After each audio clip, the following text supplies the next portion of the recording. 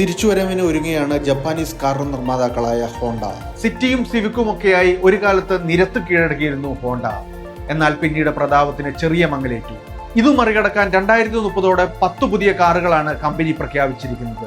7 SUV-കളും multiple hybrid മോഡലുകളും electric മോഡലുകളും അടക്കമാണിത്. സിറ്റിയിലും അമേസിലും മാത്രമായിരുന്നു കഴിഞ്ഞ കുറച്ചു കാലമായി ഹോണ്ടയുടെ ശ്രദ്ധ. ഈ കാലഘട്ടത്തിൽ ഇന്ത്യൻ വിപണിയിലാകട്ടെ SUV-കളും ഇലക്ട്രിക് കാറുകളും പുതിയ ട്രെൻഡ് സൃഷ്ടിക്കുകയും ചെയ്തു. 2030 2 ഇലക്ട്രിക് കാറുകളാണ് കമ്പനി പ്ലാൻ ചെയ്യുന്നത്. ഇലക്ട്രിക്കിന്റെ പ്രാധാന്യം തിരിച്ചറിഞ്ഞാണ് ഈ നീക്കം. ഇന്ത്യക്ക് വേണ്ടി മാത്രം രൂപകൽപ്പന ചെയ്യുന്ന ഇലക്ട്രിക് വാഹനങ്ങളായിരിക്കും ഇത്. ഇതിൽ ആദ്യത്തേത് 2026 തന്നെ വിപണിയിൽ എത്തിയേക്കും. ഹുണ്ടായിയോടും MG-യോടുമായിരിക്കും പ്രധാന മത്സരം. ഹോണ്ട പ്രഖ്യാപിച്ച മോഡലുകൾ ഏതൊക്കെയാണെന്ന് നോക്കാം. കോമ്പാക്ട് XUV ആയ Honda elevate EV, mid size SUV വിഭാഗത്തിൽ വരുന്ന 7 seater SUV, sub 4 metre SUV വിഭാഗത്തിൽ വരുന്ന Honda compact SUV, full size SUV ആയ പ്രീമിയം SUV എന്നിവയാണ് അടുത്ത 2-3 വർഷങ്ങളിൽ എത്തുക.